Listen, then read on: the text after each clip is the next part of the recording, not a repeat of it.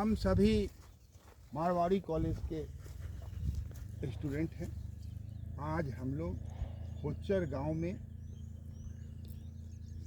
Surveying के लिए आए। हम लोग अमानत सर्वे के स्टूडेंट हैं।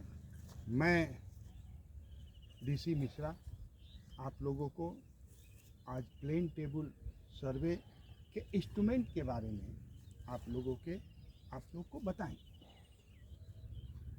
सवाल ये है कि आप लोग दो बातें बहुत ही ज़रूरी है। पहला, मूड को फ्रेश करके रखना। दूसरा, समय से आना, क्योंकि धूप का समय है। धूप के समय में आप लोग अगर देर करके आइएगा तो आप लोगों को दिक्कत होगी, साथ में हमको भी दिक्कत होगी। प्लेन टेबल शुरू करने के लिए हम लोगों के पास इंस्ट्रूमेंट की ज़रूरत होती है। चेन और टेप सर्वे में बहुत ही अंतर है। चेन एंड टेप सर्वे एक छोटे से एरिया के लिए माना जाता है और प्लेन टेबल सर्वे एक बहुत बड़े एरिया के लिए यूज किया जाता है। सवाल यहाँ ये है कि इस प्लेन टेबल के इंस्ट्रूमेंट थोड़े से महंगे हैं चेन एंड टेप से। तो पहला जो इंस्ट्रूमेंट है इसका, वह इंस्ट्रूमेंट आता है प्लेन टेबल और त्रिपाद स्टैंड, दोनों को एक साथ हम लोग लेते हैं। पहले त्रिपाद स्टैंड जो है वह लकड़ी का बना होता था, लेकिन लकड़ी की कमी हम लोग जैसे आदमियों के कारण हो गई। बिना मतलब का हम लोग काट देते हैं, बिना मतलब का ये कर देते हैं। तो धीरे धीरे लकड़ियों की कमी होने लगी और डेवलपमेंट इस पृथ्वी का महत्वपूर्ण अंग है। विकास हम सब चाहते हैं, लेकिन करते कुछ भी नहीं। सब कोई कहेगा कि अरे बहुत ज़्यादा कड़ा धूप है, लेकिन पेड़ काटना होगा तो सबसे पहले वही काटेगा, बिना मोह का। फिर यहाँ ये बात से मतलब नहीं। तो अब जो है वो लोहे का आने, लोहे का माने हल्का लोहे का पाइप लगा रहता है, हल्का रहता है। क्योंकि अगर ये हल्का नहीं होगा तो एक स्थान से दूसरे स्थान पर ले जाने में दिक्कतें होंगी। जैसे मान लीजिए पहाड़ी पर जाना है तो दिक्कत हो जाएगी, ढो के ले जाना आसान नहीं होगा। अब आ गया कि यही आपका जो है यह इसका इंस्ट्रूमेंट है, माने त्रिपाद स्टैंड। इस त्रिपाद स्टैंड में एक ऊपर और नीचे करने के लिए नॉब लगा रहता है। हम इसको अपनी छाती के बराबर लगाते हैं, लेकिन यहाँ तो सिखाना है तो बहुत सारे स्टूडेंट हैं, तो कोई बड़े हैं कोई छोटे हैं। तो मैं अपने आप को मान के चल रहा हूँ कि कहाँ पर इसको लगाना है। तो मान लीजिए मेरा छाती यहाँ है तो हम इतना दूरी लगाएंगे।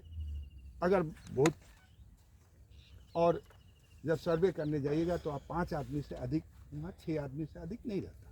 लेकिन आप लोग तो स्टूडेंट हैं, आप लोग तो सीखने आए हैं, तो 5-6 आदमी से तो काम चलेगा नहीं यहाँ।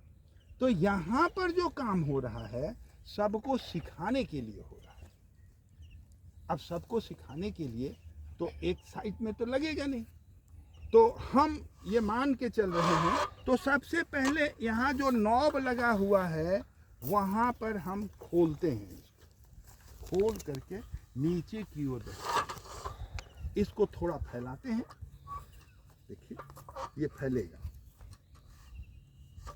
इसके 3 पैर होते हैं, है ना, और पैर के नीचे हिस्से में एक नुकीला लगा रहता है गुप्ती के समान, ताकि उसको पैर से आप धंसा दीजिए तो वह फिक्स हो जाएगा।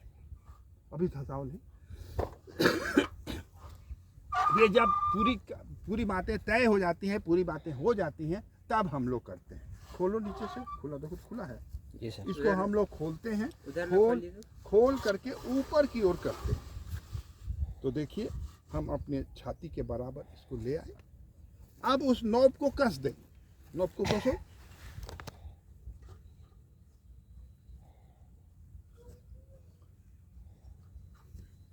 अब इसमें देखिए एक प्लेट लगा हुआ है ना। इस प्लेट के ऊपर नीचे एक स्क्रू लगा हुआ है जिसको चाबी भी बोला जा सकता है। ये चाबी का क्या काम है? ये काम है कि ये देखिए, ये एक ड्राइंग बोर्ड है। इस ड्राइंग बोर्ड के बारे में भी बताना जरूरी है। ये ड्राइंग बोर्ड मजबूत लकड़ी का है ना, हल्के, मजबूत और हल्का बनाया जाता है ताकि इसको कहीं पर ले जाए। ये 60 बाई 60 का, 45 बाई 45 का है ना, और भी कई तरह के होते हैं। वे आवश्यकता अनुसार हम लोग इसको खरीदते हैं। इसके पीछे एक नॉब लगा रहता है जिसमें इस पेंच को हम लोग कसते हैं। इसको, ये जो गोल वाला है, इसको ले आकर के इसमें लगा देते हैं।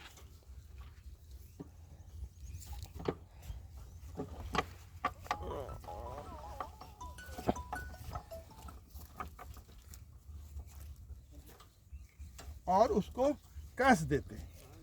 कसने के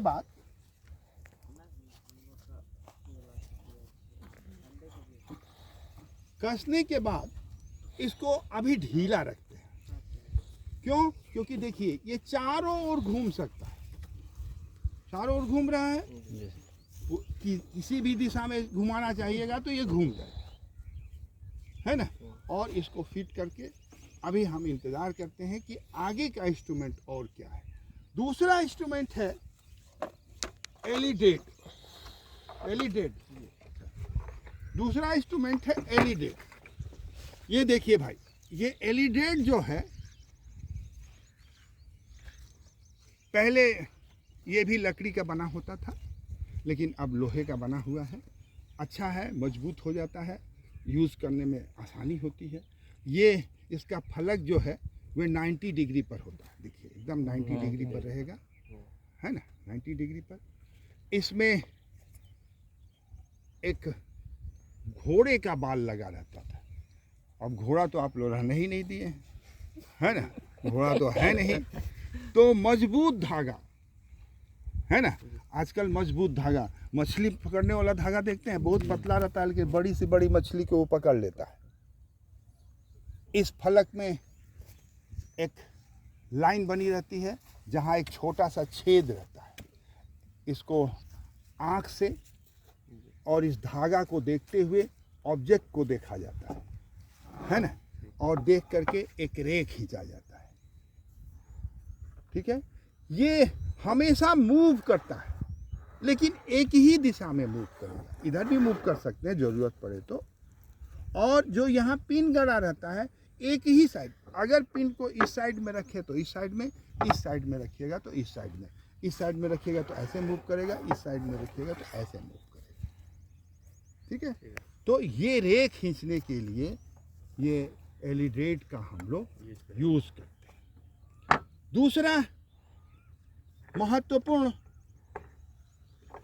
इंस्ट्रूमेंट है, ये है स्पिरिट लेवल। आप लोग भी जानते हैं कि ये दीवार को लेबल करने के लिए राजमिस्त्री यूज़ करता है। कई राजमिस्त्री के पास हम काठ का भी देखे हैं, लकड़ी का भी देखे हैं, लेकिन फिर वही बात कहेंगे कि लकड़ी तो है नहीं। अब तो स्वाभाविक है कि एल्युमिनियम का ये बना रहता है, ये रंग दिया जाता है, ये एकदम लेबल होता है। इसमें अल्कोहल भरा रहता है। पहले पारा भरा रहता था, अब अल्कोहल भरा रहता है, अब तो पानियों भर के दे देता है ना। इसमें 3 लाइन होता है, दिखाओ जी, इसमें 3 लाइन होता है ना। 3 लाइन में देखिएगा कि अल्कोहल के बीच में एक ये है, एयर है, एयर बबल जिसको बोलते हैं, एयर बबल है। ये एयर बबल जो है ये 3 लाइन के जो बड़ी वाली लाइन के बीच में जब वह आ जाता है तो ये जो है ये लेबल हो जाता है। कौन सा? ये 3 वाला? हाँ 3, देखिए 3 लाइन बनी हुई है। हाँ। 3 लाइन में बनी हुई है। तो ये अल्कोहल जो भरा हुआ है जिसमें एयर बबल है, ये एयर बबल बीच में आ जाएगा तो ये लेबल हो जाएगा। अच्छा। है ना। लेबल करने के लिए हम इस पाँव का, है ना, त्रिपाद स्टेज के लेग को हम लोग इधर उधर करते हैं तो ये लेबल हो जाता है। ठीक है। जब टेबल लेबलिंग हो गया है ना, तो हम लोग नॉर्थ लाइन निकालते हैं। नॉर्थ लाइन निकालने के लिए हमारे पास क्या है? कंपास है ना। ये कंपास एल्युमिनियम का बना होता है, लोहे का नहीं बना होता है। लोहे का बना रहता तो इसके बीच में जो सुई है वह चुंबक का होता है तो खींचने लगता है, लेकिन एल्युमिनियम तो खींचता नहीं।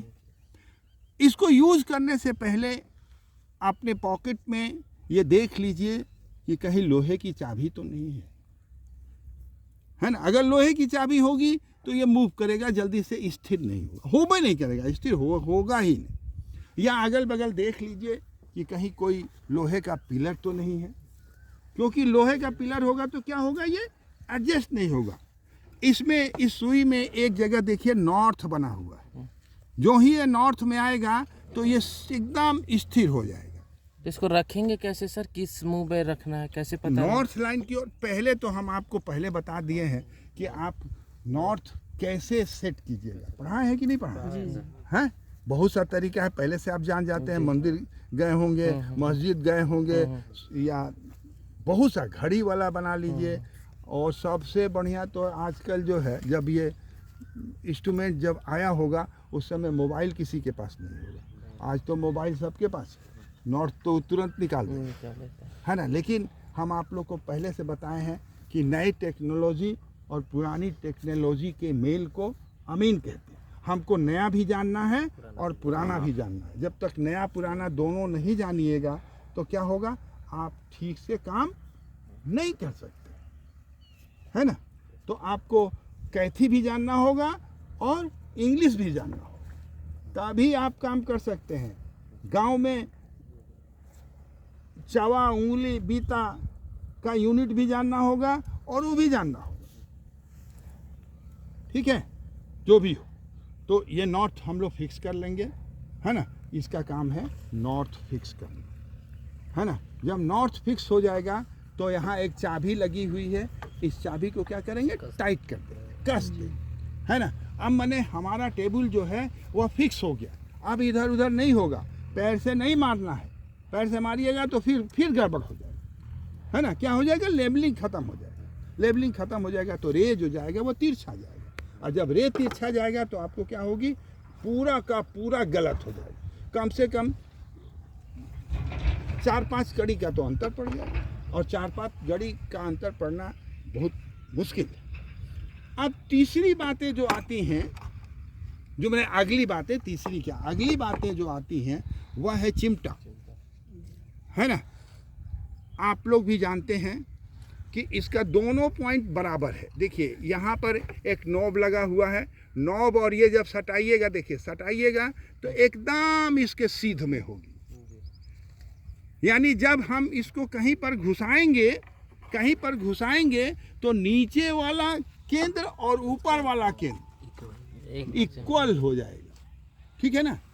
और ये है आपके पास कोलम्बम, साहुल जिसको बोलते हैं, है ना। ये भी राजमिस्त्री के पास होता है। ये राजमिस्त्री का क्या करता है, राजमिस्त्री इस पर ये दीवार को सीधा करने का कोशिश करता है ना। नहीं, सीधा करने का। हम यहाँ पर क्या करते हैं, केंद्रीयकरण करने के लिए यूज करते हैं। केंद्रीयकरण करने के लिए क्या करना होता है, इस नॉब में इसको फंसा देते हैं, इस नॉब में इसको फंसा देते हैं, है ना। और इस नॉब में फंसाने के बाद हम इसको नीचे ले जाते हैं, और नीचे ले जाने के बाद हम धीरे धीरे इसको जमीन से टच कराते हैं। अब ये देखिए जमीन से टच हुआ तो नीचे वाला पॉइंट जो है उसको फिक्स कर देंगे, फिक्स करने के लिए क्या करेंगे, वहाँ पर गोल कर देंगे और गोल करने के बाद चारों ओर से लाइन खींच देंगे। यानी वह सिंबल कौन सी का दर्शाता है, वह दर्शाता है कि वहाँ पर फिक्स पॉइंट है। कोई भी देख करके ये समझ जाएगा कि यहाँ पर सर्वे हुआ है और यहाँ पर फिक्स पॉइंट बनाया गया है। बाद में उसमें मिट्टी दे करके थोड़ा सा ऊंचा कर दिया जाता है ताकि हमेशा रह जाए। और यहाँ पर जो आएगा, है ना, पेन दो तो,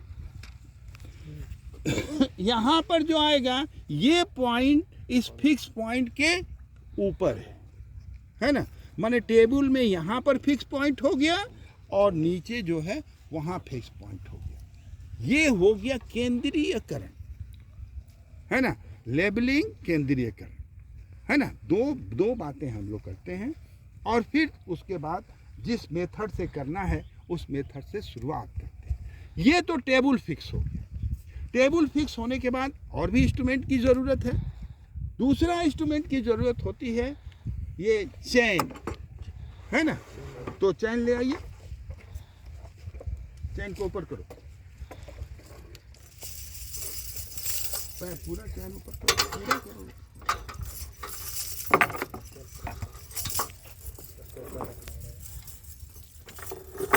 देखिए भाई, ये है आपका गंट्री चैन, पूरा उठाओ ना।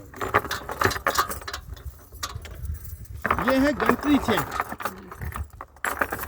ठीक है। इस गंट्री चैन में सबसे पहले महत्वपूर्ण बात आती है जो सभी अमीन को जानना चाहिए। ये इसका हाथा है जो पीतल का बना रहता है ना, ताकि मजबूत रहे। और ये लोहे की बनी होती है। ये किस चीज की बनी होती है, लोहे की बनी होती है। कई तरह के चैन होते हैं, जैसे मैट्रिक चैन, इंजीनियरिंग चैन और दूसरा है गंट्री चैन। हमारा सर्वे जो 1932 में हुआ था वह गंट्री चैन से बना, ठीक है। कौन चीज से बना हुआ था, गंट्री चैन। अब यहाँ जो बातें आपको बतानी है, जो पहला कड़ी होगा वह दूसरे कड़ी या और कड़ियों से क्या होगा, छोटा होगा। ये बात बहुत महत्वपूर्ण है, एक अमीन को जानना चाहिए। जब चैन वो खरीदने जाए तो ये बात जरूर ध्यान रखना है। कभी कभी हम देखे हैं कि पहला चैन जो है जैसा है वही दूसरा माने हत्था वाला भी चैन हो जाता है, तो क्या होगा, उसमें लंबाई में अंतर हो जाएगा, है ना।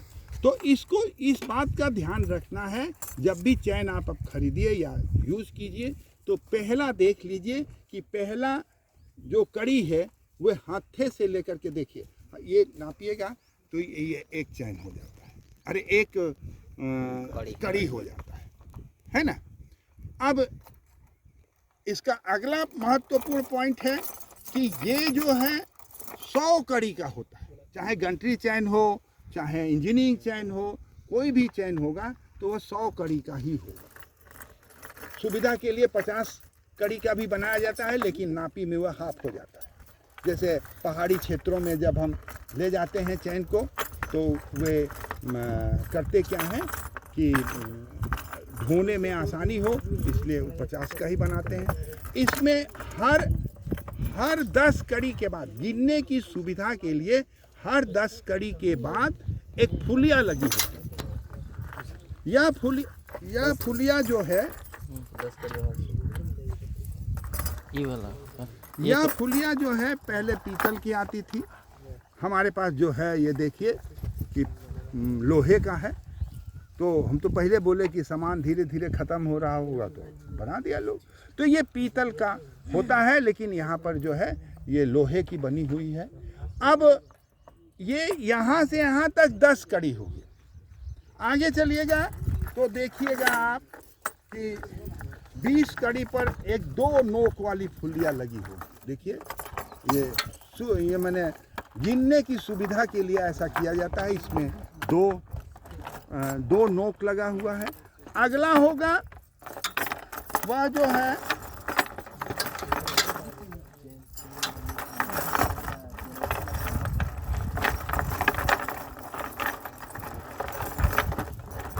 हाँ, देखिए अगला जो है ये 30 का है। देखिए इसमें 30 का फुलिया लगा हुआ है। नहीं 40 का ही है, 30 वाला देखो। हाँ 30 का है, इसमें 30 लगा हुआ है, यहाँ से यहाँ तक 30 कड़ी होगा। उसके बाद चौथा जो है ये 4 इसमें नोक लगा हुआ है, यानी 40 कड़ी होगा। अगला जो है ये 50 कड़ी का होगा, जो गोल बना रहता है, दिखाते हैं आपको। ये देखिए ये 50 का है जो गोल बना हुआ है।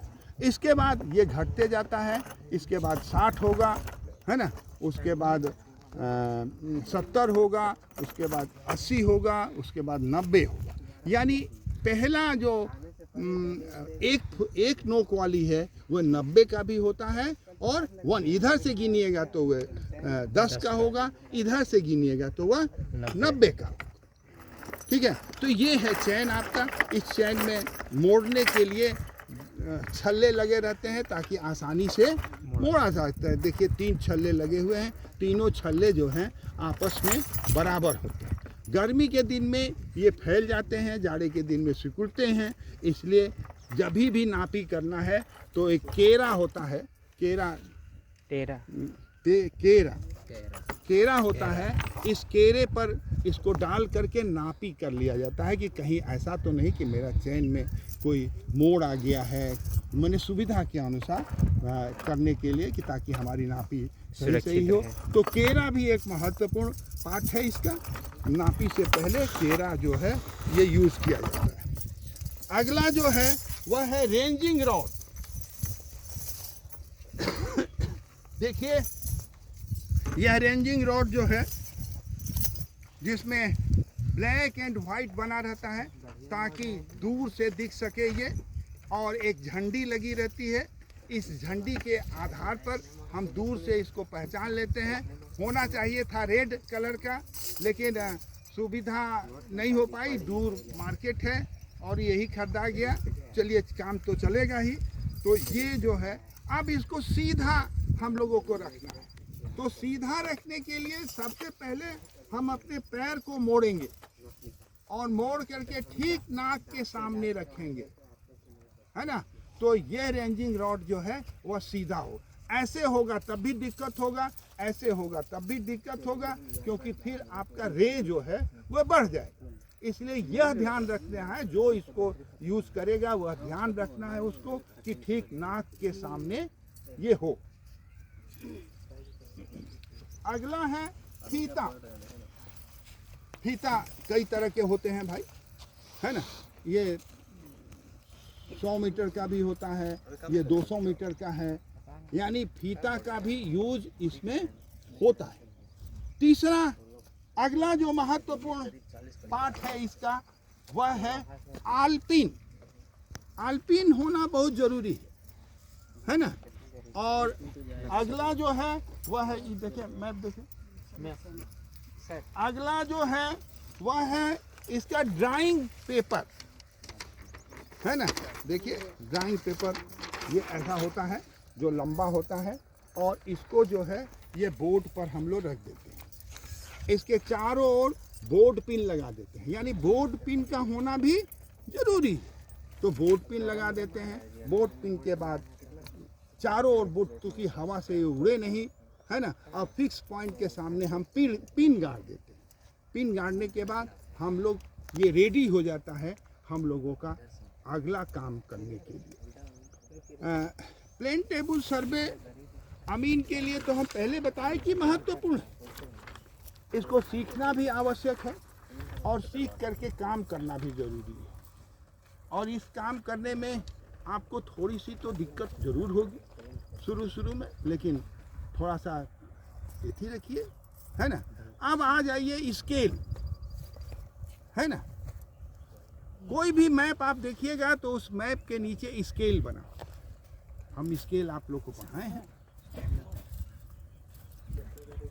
विकर्ण मापनी भी पढ़ाए हैं, डायगोनल स्केल और साधारण मापनी भी बताए हैं, तुलनात्मक मापनी भी बनाए हैं। अब इन मापनियों को इस पर हम यूज करते हैं, है ना। अब पहले कैसे होता होगा ये जानना जरूरी है। तो पहले देखिए, पहले कोई यूनिट नहीं था। पहले जब यूनिट नहीं था तो लोग ये जनसंख्या कम थी, खेत ज़्यादा थे, लोग कहीं जोत देते थे, कहीं बो देते थे। लेकिन समय के आधार पर जब जनसंख्या बढ़ने लगी कि खेत का बंटवारा होने लगा, खेत की स्थितियां कम होने लगी, तो और राजस्व की प्राप्ति के लिए यह जरूरी है कि हम जो हैं वे खेत जिसको दें उतना उसका राजस्व प्राप्त करें।